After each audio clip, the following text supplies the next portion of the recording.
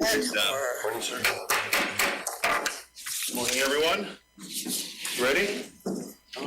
I believe so. Good morning, everybody. Are we on Marisol on Teams?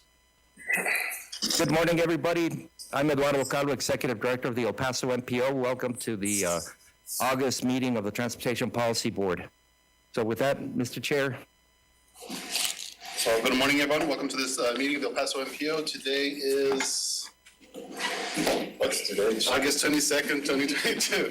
It is 9:09 a.m. This session is now in order. If we can have, we can please rise or for the Pledge of Allegiance. Before we do that. One moment, I apologize. I need to call the meeting to order for the County Commissioners Court. Thank you. It is 9:09 a.m. on Friday, August 22nd, 2025, and a quorum of the County Commissioners Court is present at the El Paso Metropolitan Planning Organization meeting. Thank you. Fantastic. Now we can please rise for the pledge. I pledge allegiance to the flag of the United States of America and to the republic for which it stands, one nation, under God, indivisible, with liberty and justice for all. We can have the roll call, please.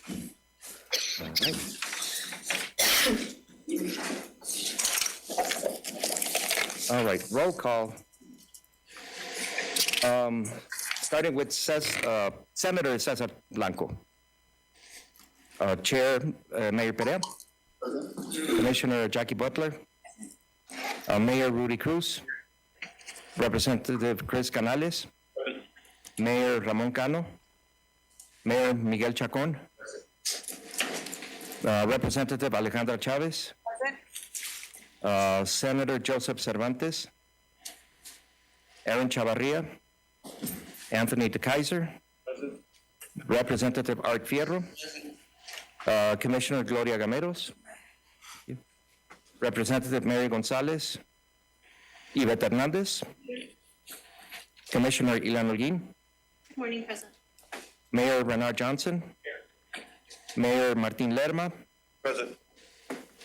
City Manager Dion Mack. Here. Representative Joe Moody. Representative Eddie Morales. Mayor Diana Murillo.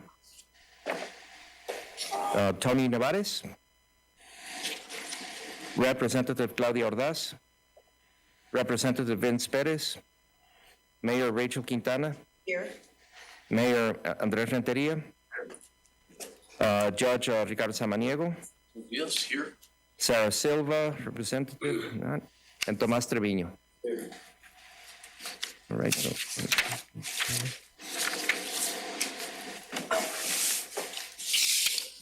So we do have quorum, Mr. Chair. So I defer to the county. For the County President, County Judge Ricardo Samaniego, Commissioner Leana Holguin, and Commissioner Jackie Butler.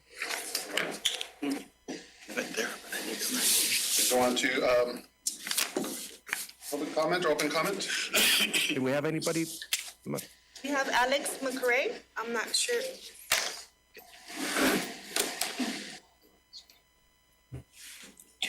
As a reminder, there's only 3 minutes for the public comment.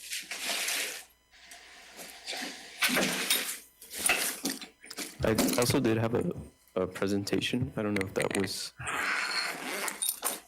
but good morning, community leaders. I don't know when my time starts, but I did want to discuss to you today about a couple of issues that are kind of being brought up, especially as new budgets are being proposed and tax rates are being amended. Over the past 20 years, the El Paso MSA has seen an increase about 30% in the debt to income ratio for the majority of the constituents. I do believe that a large part of that is due to mobility constraints between constituents and their representatives and people in policy-making positions. I did want to reiterate the importance of having a multimodal type of infrastructure for our region. I do believe that having this connectedness that isn't reliant on single occupancy vehicles would greatly benefit a lot of the issues that are of concern right now. I do think part of that solution is integrating a lot of these transit services to create a regional-wide, simplified, accessible transportation network that could be accessible to all at all periods of the day. I do have more information, but since it's only 3 minutes, I'll keep it brief just to bring the importance that there needs to be a transformation of our mobility within the region, and that hopefully something can be done within a reasonable time frame. So I would like to present it. I did have myself time for the 3 minutes, but I'm kind of going off of a tangent. But I do hope that with these upcoming agenda items that people are more aware, or that you guys could be more aware of the importance of having a balanced network with the way that everyone in the region moves around. But other than that, thank you so much for letting me speak to you guys. If there would be if the presiding officer would like to extend my time, I would greatly appreciate it so I could discuss maybe a little bit more in depth of what I'm talking about. But other than that, thank you.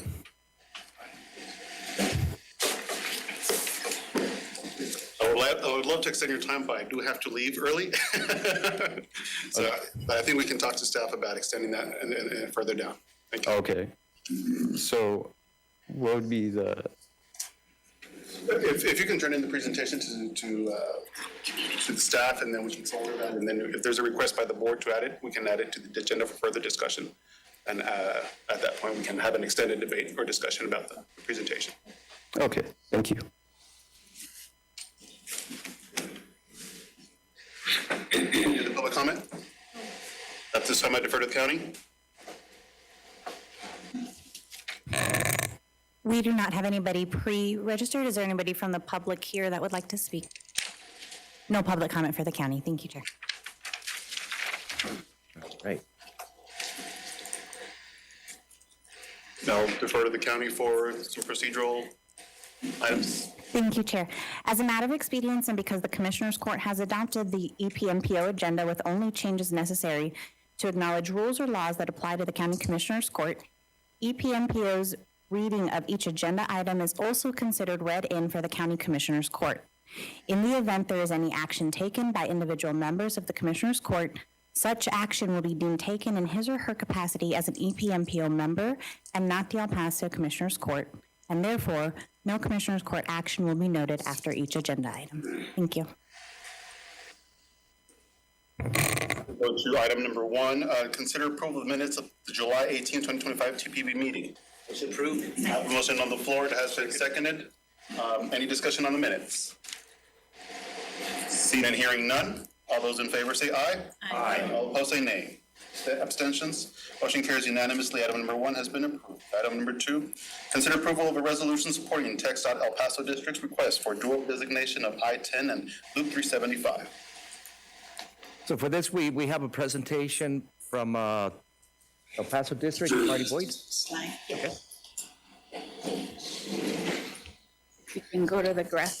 That'll be good. Good morning, Chair and Policy Board members. This is, there we go.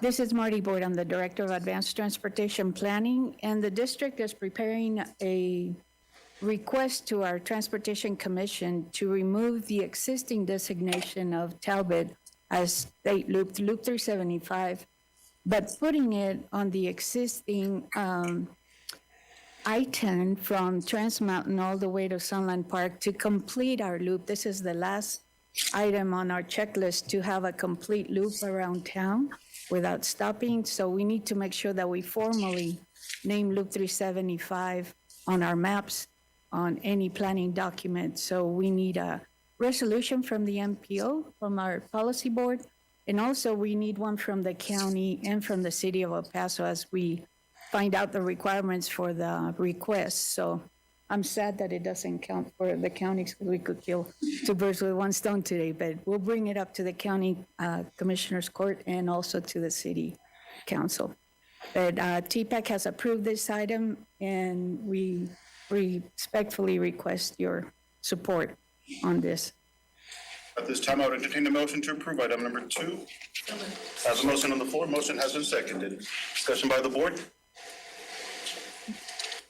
Seeing and hearing none, all those in favor say aye. Aye. All opposed say nay.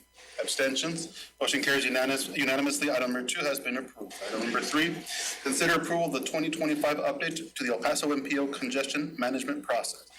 So for this item, we have Robbie Guttard from our consultant team, WSP. Robbie, are you there? Marisol, do we have Robbie?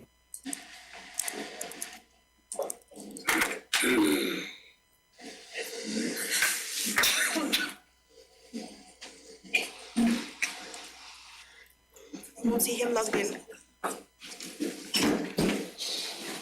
Perhaps, Mr. Chair, can we skip this item, and if we get the connection with the consultants, bring it back later?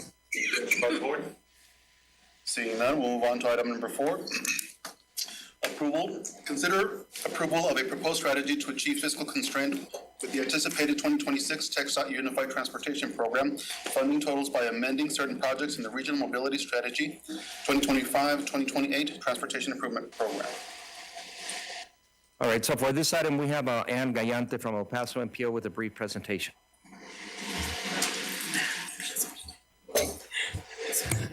Good morning, Chair and board members. Now, a couple of meetings ago, we brought forward the fact that in the UTP that was adopted yesterday for Texas's transportation funding, and what that is that's the 10-year plan that says for each year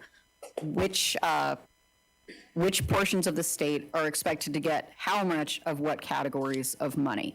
So every year, there's a new plan that extends 10 years. In the 2025 plan and years prior, we were anticipating roughly $9 million a year in CMAQ funds. That's Category 5 funding. That is for projects that improve air quality. We program a lot of things like sidewalks.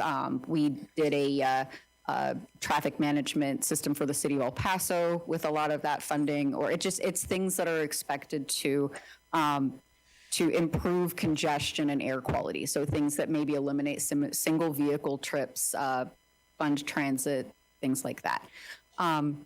So because the MPO has to demonstrate fiscal constraint, meaning that for every project we've got within the 4 years of our transportation improvement program, we have to have actual dollars tied to that project. So when we receive a UTP that gives us a 25% haircut, that creates fiscal constraint problems for us because we have, that money is that we were planning on having is spoken for. So we are in a position of needing to move some money around, move projects to different funding categories in a couple places, maybe, postpone them a year, in order to make sure that we retain the fiscal constraint that we are required to retain with the funding loss that we are now experiencing. And in addition to that, this gives us the opportunity to more fully program our Category 10 funds, which accomplish a similar objective and are set to go away after fiscal year 2028. So within your backup, you're going to see a list of amendments that we're proposing to make. This task was, frankly, made quite a lot easier by the fact that in the MTP project call, the city of El Paso let us know that 3 of their projects that were anticipated to be funded with these CMAQ funds have been accomplished through either other means, like Texas TASA or another category of funding, and we're no longer going to need to have programmed CMAQ funding in years 2027 and 2028 as originally anticipated. So that made it a lot easier to find the money to make sure that we can still do everything that we were planning to do and move money around. Other than that, most of the amendments that you're going to see is moving things from category 5 to category 10. And then there's one project that's moving from fiscal year 2027 to fiscal year 2028. And so this is on your screen is a map, or a chart rather, of kind of the befores and afters that shows what we're doing to make sure that we stay in fiscal constraint as required. So next month's meeting, provided the strategy is approved today, we are going to bring forward the 3D programmings as formal amendments, and everything else will be administrative because we're just basically changing the color of the money. And there was, and so we're going to more fully program and exhaust our category 10 funding, and we are going to we're going to get ourselves out of the hole that the current UTP created for us. Also within your backup is a chart kind of demonstrating the previous year's funding assumptions for Cat 5 and what happened. And essentially, the money for Category 5 was redistributed amongst the MPOs that receive it. This is only available for MPOs that are out of what's called attainment with air quality, meaning that pollution thresholds are exceeded. And there's a formula that determines how, who gets how big a wedge of pie. And in the most recent running of that formula, because we have not experienced the same rapid growth that the other CMAQ receiving MPOs experienced, and because frankly they polluted way worse than us. You get scores based on if you're like a mild polluter, a moderate polluter, or a severe polluter.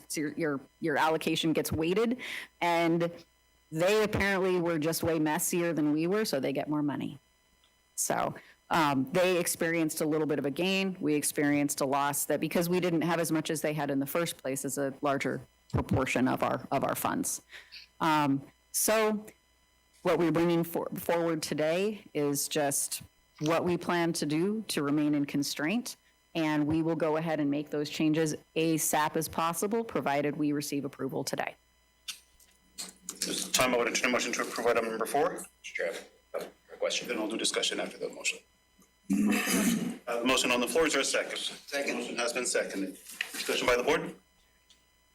Just to make sure I'm interpreting correctly, all of these projects end with an unrevised total funded amount. It's simply the shift between categories. All the funded amounts are the same. No individual projects have their totals affected. We're just moving. Oh, sorry. Yes, that's correct. We're not moving we're not amending anyone's total. We are simply moving funds around. Understood. Thank you, Mr. Chair. Any other discussion by the board? Mr. Chair, if I can also just add one more thing. The fiscal year 26 UTP was approved yesterday by the Texas Transportation Commission. So that's another thing that we were waiting for. So that is now official. And like Ann discussed, this is sort of like the strategy, but the actual amendments, the tip amendments that are needed or that will result from these changes, we're going to bring them to the board probably next month, right? Hearing no further discussion. All those in favor say aye. Aye. All opposed say nay. Abstentions. Motion carries unanimously. Item 4 has been approved. I noticed representative for item 3 is now available. Yes. Any objections to return back to item 3 at this time? Mr. Chair, if I could ask that we continue with 5, About that way? 6, and 7, and then come back to 3 if we could. All right. That works for me. Objection by the board? None. Item number 5. I'll let you read that one. You were doing so well. Okay, item 5 is consider approval of amendments to documents related to the receipt of additional funding through the Texas Commission on Environmental Quality, TCEQ, Rider 7 State and Local Air Quality Planning Program. A, amend the contract between El Paso MPO and the Texas Commission on Environmental Quality to add additional Rider 7 funding, $25,213.85 for the ozone program, and $13,323 for the PM 2.5 program, and to update the scopes of work. B, authorize the executive director to execute an amendment to Texas A&M Transportation Institute, TTI Task Order Number 2, cameras for vehicle counting in Ciudad Juarez, monitoring through machine learning technology, to increase the budget to $114,000. C, authorize the executive director to execute an amendment to TTI Task Order Number 3, improving regional emission estimation tools, to increase the maximum budget to $141,000.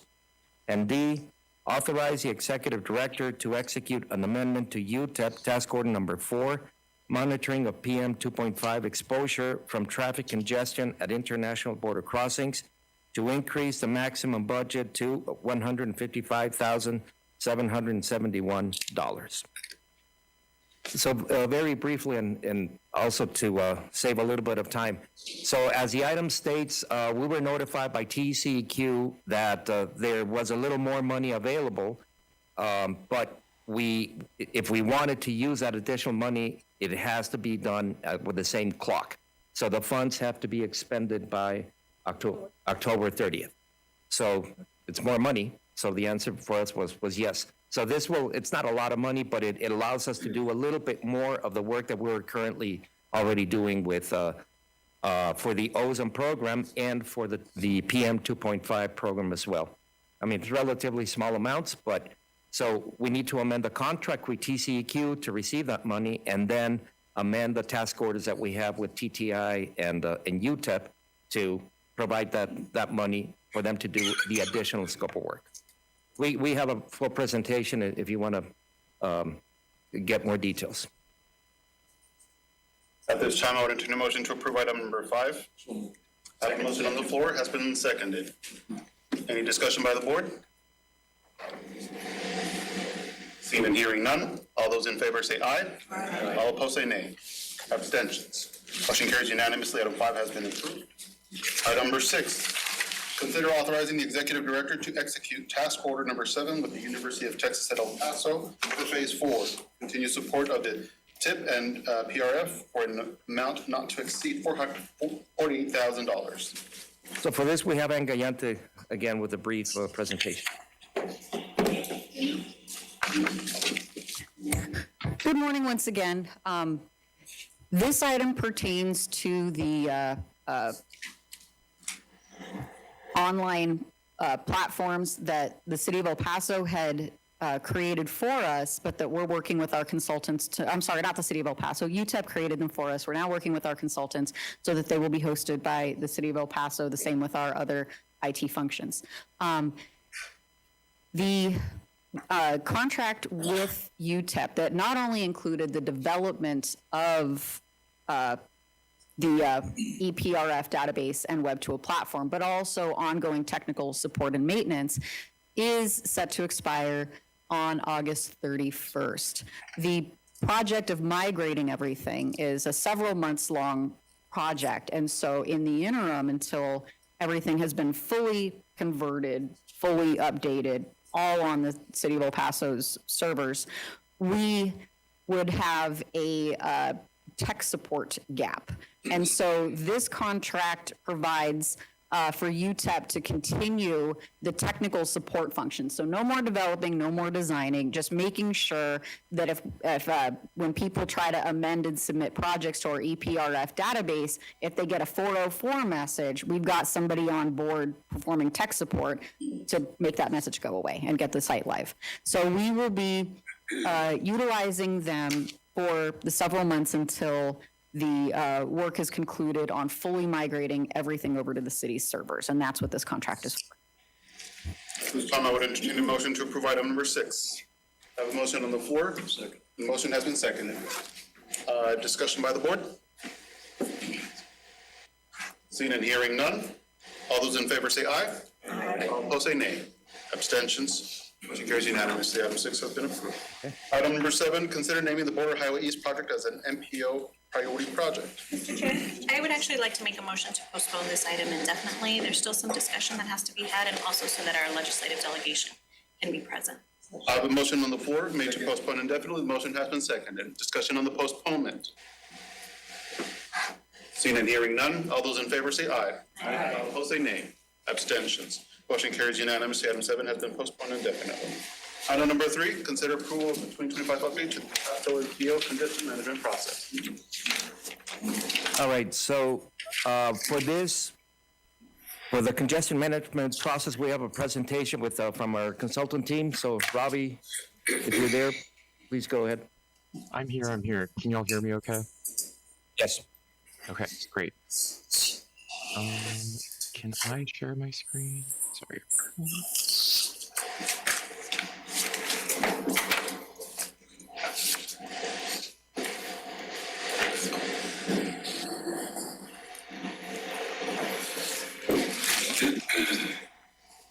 All right, guys. I have my screen being shared. Hey, everyone. My name is Robbie Guthart. I'm a planner at WSP. I've met with y'all a couple times before giving you updates on the CMP, the congestion management process, and where we've been at each stage in developing this document. And I'm here today to present on just this final step that the CMP has been drafted, and I believe it's been shared in your packets, that draft for your review. Last time the TPAC met, the TPAC approved the document and has forwarded it to y'all for adoption. So just to give an overview, this slide here shows our 8-step framework for the CMP. So we followed this 8-step framework. It's the framework that is recommended by the FHWA and USDOT. And I'll just give a quick recap of how we kind of went through this process.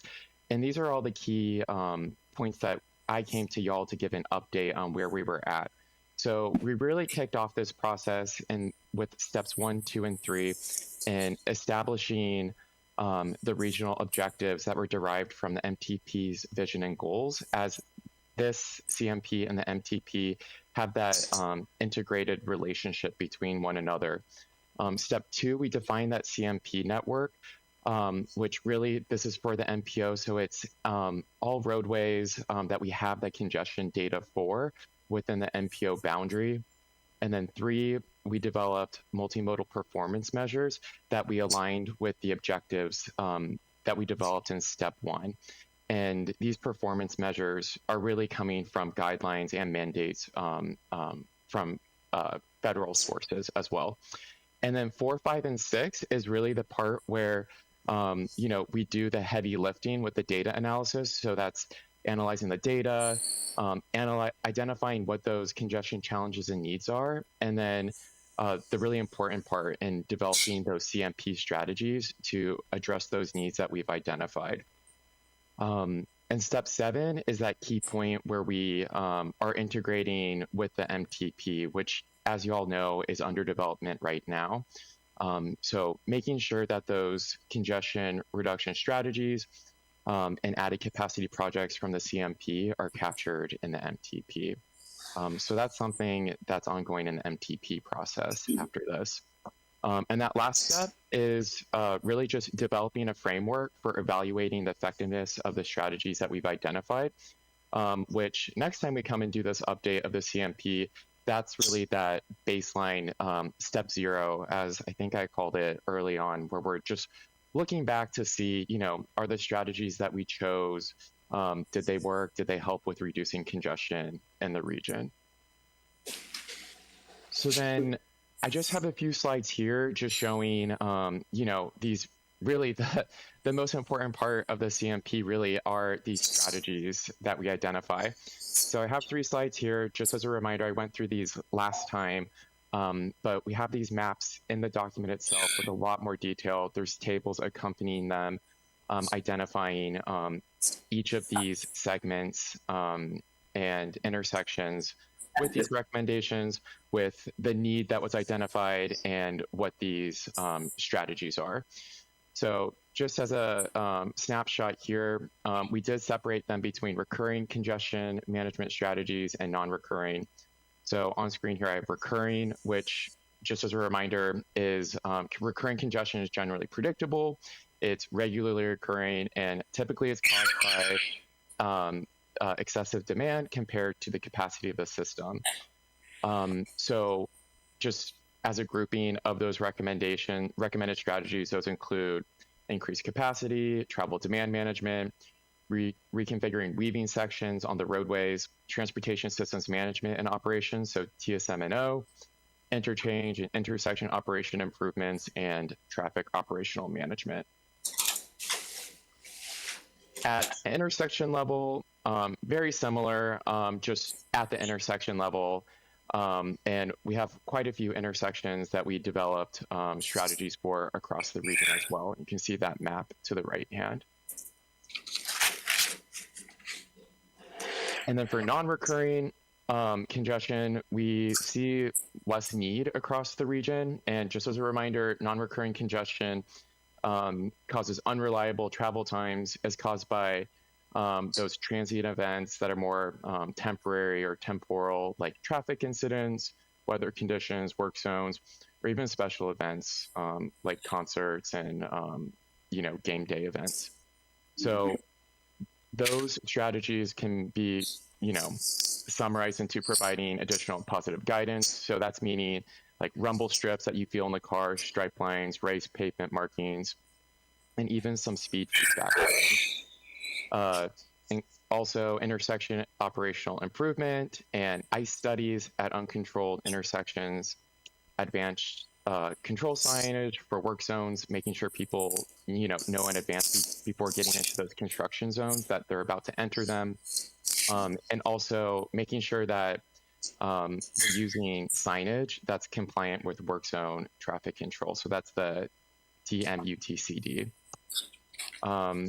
In addition to just generally enhancing and maintaining signage and pavement, and also some educational campaigns are recommended as well. And then really just the next steps here are we're requesting the TPP's adoption of the CMP. And Eduardo, I think that's all I have for this. At this time, I would entertain a motion to approve item number 3. So moved. I have a motion on the floor. Is there a second? The motion has been seconded. Discussion by the board. Go ahead. Good morning. Can you describe what an ICE study is under recommended strategy? Sure. So an ICE study stands for, ICE stands for Intersection Control Evaluation. So it's a, you look at the intersection, you identify the issues, and come up with some recommendations, be it how to control that intersection with a couple different means. It can be a signal, like a traffic signal, traffic light, maybe a stop, maybe adding a turning lane, and develops a couple options like that. So when we have that recommendation, because this is a more high level strategy, the project would then, that we maybe implement into MTP might define what that actual project looks like. Right. Thank you. And if I could add on that, a lot of these intersection projects also are good for, well, they're eligible for CMAQ. So, and again, as you know, Category 5 CMAQ is congestion mitigation air quality. So they have the additional benefit not only of congestion relief, but also reducing emissions, like Ravi said, by adding a dedicated turn lane or improving the signal timing of an existing signal and so on. These are, they're not very big, sexy projects, but they're pretty efficient. Thank you. Any further discussion by the board? Seeing and hearing none, the motion on the floor has been motioned, seconded. All those in favor say aye. Aye. All opposed say nay. Abstentions? Motion carries unanimously. Item number 3 has been approved. Reports and discussion, update on the RMS 2052 MTP project call and project prioritization process. All right, Mr. Chair and members, this is just a very brief update. As you heard earlier, we are in the middle of developing our Metropolitan Transportation Plan, the 2052 RMS MTP. And we are right now in the evaluation of all the projects that we received from all the entities. We're going through the evaluation and prioritization process that WSP and the consultant team is working on. So the next step on that one is for us to receive the prioritization, take a look at it, make sure that there aren't any major glitches or anything, and then go back and have discussions individually with the entities, with the county, the cities, the municipalities, Sun Metro, et cetera, just to make sure that we are in agreement with the priorities and so on. And then once we go through that process, we will come up with a final list, which we will bring to you all next month. That is important, is relevant, because we need to have that list, that final list of projects, so that we can start coding our models and running the air quality and the emissions models and the whole conformity thing that, how much fun it is to deal with all that. But we do need to have that pretty definite list at some point, so we anticipate bringing it to you all next month. So happy to answer any questions on that topic. Any questions by the board? All right, Director's report. All right. So for the executive director report, it was a very busy month since we had the last meeting. Let me start with the IBC strategic plan. It's the International Border Crossing Strategic Plan. As you've heard before, this is a plan that the MPO is leading to look at our 6 border crossings that we have in the region, starting with Santa Teresa to the west, going through the ones within the city of El Paso, and including Tornillo on the far east side. So the 6 crossings, we're going to take a good look at them to see how that we can find any efficiencies in looking at them as a system instead of looking them as 6 standalone crossings. So we had our kickoff meeting on August the 6th.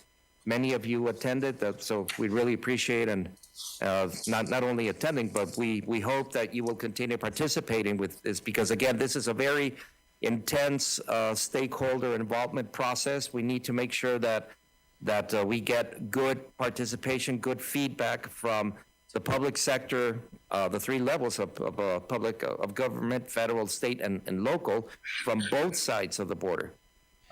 We're very excited that event on August 6th was well attended from people from both sides of the border, not just the public sector, but also the private sector, which are the users in the case of cargo, of truckers, maquilas, and so on, but also the users, the traveling public. So it is important because Salvador, 80% of the vehicles, right there. But the number is pretty high. About 80% or so of all the vehicles that are crossing between Juarez and El Paso in both directions are registered on the Mexican side, whether they're trucks or private vehicles. So who are the users, right? So we have to be engaging the users, again, whether it's for commercial or for private vehicles. We have to engage the users on both sides, and so far so good. We were really excited. So we had also different meetings with agencies on Juarez. On July 23rd, we had a meeting with Consejo de Desarrollo Económico Regional, CODER. That's an economic development organization that is sponsored by the state of Chihuahua, but it's regional, so we're obviously working with the one in Ciudad Juarez. We also had a formal kickoff work session with IMIP, which is our counterpart in Juarez, and then, of course, the kickoff on August the 6th. So we have established a work group, in addition to the steering committee, a work group that will be dedicated to actually doing the work. I mean, of course, when we get the big event like on August the 6th, it was great.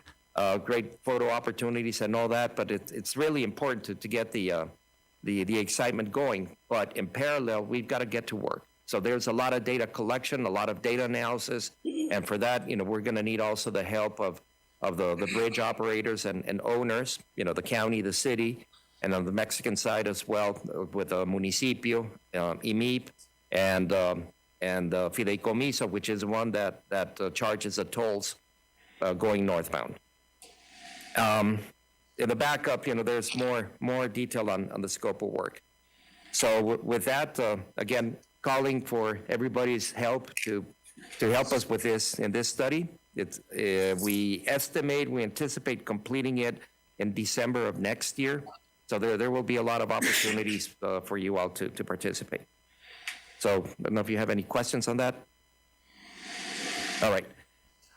Briefly, the Border Trade Advisory Committee meeting, BTAC, that was held last week, Commissioner Holguin and myself, along with Roberto Tinajero from the city, John Varela from the Borderplex Alliance, and Rafa Aldrete from TTI were the members representing the El Paso region. So it was a good meeting. Also, the timing is good because TxDOT is also initiating the update to their Texas-Mexico Border Transportation Master Plan. So if you recall, this is something that was done about 4 years ago, similar to what we're doing here, a lot of parallels, obviously, and overlap with what we're doing here locally. So the timing is good. We want to make sure that we coordinate both efforts. A lot of the data collection is going to be the same, so hopefully there will be some economies of scale there, and as opposed to having duplication of efforts and so on. But it was a good meeting. Commissioner Holguin, I don't know if you want to say anything there.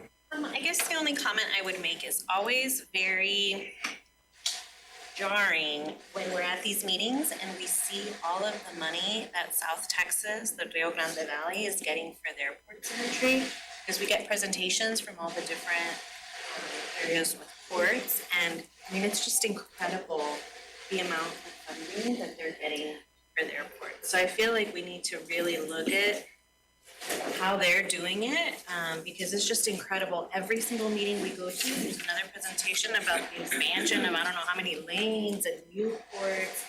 And I mean, it's an incredible amount of money that they're getting that we're not. So I feel like we really need to delve into that more, have more discussions about strategy to try to get more access to those funds, because it really is jarring when we're watching all these presentations. And to that point, that's one of the objectives of our strategic plan, is really to come up with, not just analyze how we can operate better, but identify projects, specific projects to improve our system, right? At this point, like Commissioner Holguin was saying, we have ideas, we have needs and so on, but we don't have a list of projects that can compete, for example, with a project to widen the World Trade Bridge in Laredo, or to build new bridges in Eagle Pass.